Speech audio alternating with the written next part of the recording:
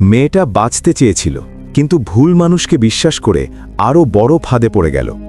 এই মেয়ে ভুল করে কিছু অবিবাহিত পুরুষের হাতে পড়ে যায়। সে বুঝতে পারে ভয়ঙ্কর কিছু ঘটতে যাচ্ছে।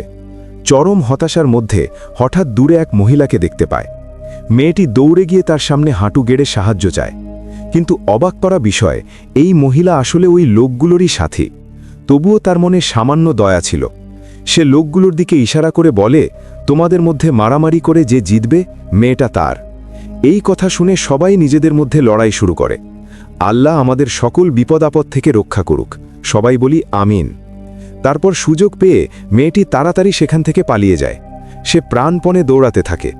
অবশেষে বিপদ থেকে বেরিয়ে আসে, কিন্তু অতিরিক্ত ক্লান্তির কারণে রাস্তার পাশে অজ্ঞান হয়ে পড়ে যায়।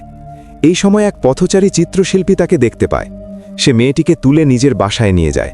কিছুক্ষণ পর মেয়েটির জ্ঞান ফিরলে অচেনা জায়গা দেখে সে ভয় পেয়ে যায়। চিত্রশিল্পী তখন একটি অদ্ভুত প্রস্তাব দেয়। সে চায় মেয়েটি তার মডেল হয়ে কাজ করুক। মেয়েটি রাজি না হলেও অসহায় অবস্থায় বাধ্য হয়ে সাময়িকভাবে মেনে নেয়। কিন্তু সে বুঝতেই পারে না সে ধীরে ধীরে এমন এক ফাঁদে জড়িয়ে পড়ছে যা আগে থেকেই তার জন্য তৈরি করা হয়েছিল।